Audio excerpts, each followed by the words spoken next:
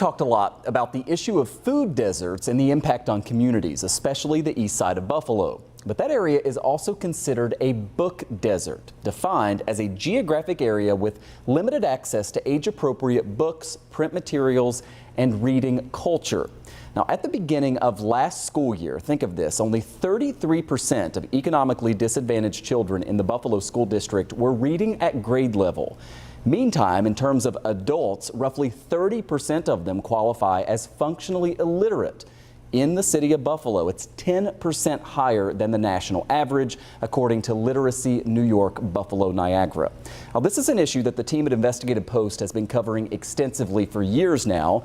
Reporter Garrett Looker is out with a new deep dive into this topic that you can read right now at investigativepost.org. And Garrett joins me here live in studio to talk about this. Great to see you. Thanks for coming in. Good to be here. Thanks. I mentioned you've covered this for years. I followed your reporting on it for years. This latest article, just to bring everybody up to speed, gets into some of the issues, the long-standing issues. Walk us through how we got to this problem. Yeah, so this is an issue that affects a lot of areas in the country, and it affects Buffalo, specifically Buffalo's east side.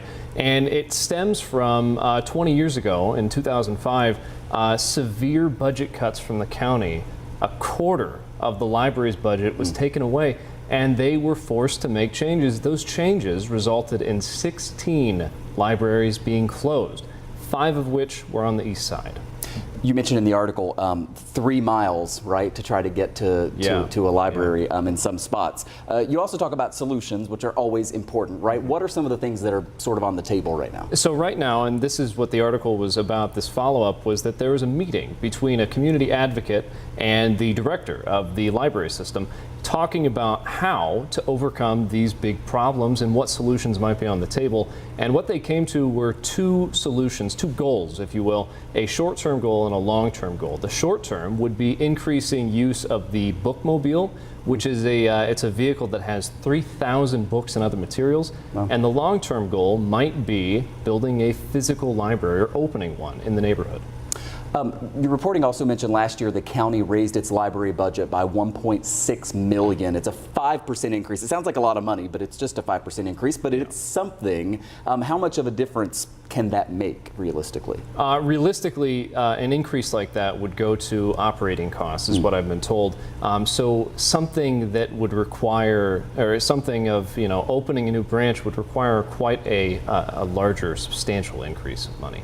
So for people who are watching this who are like, when does this get better? What do you tell them? What do you think? Do you think that the sort of willpower is out there among community activists, but also elected leaders and decision makers to fix it? Sure. From what I know of the people that I've spoken with, including community advocates and the director of the library and other individuals that are, the movers and shakers here, they want this to happen. Now, is it feasible financially? Maybe, maybe not. But I do know that people actively are trying to fix this solution, and maybe it won't be a physical library that opens, but increasing book access is on the front of everyone's minds here.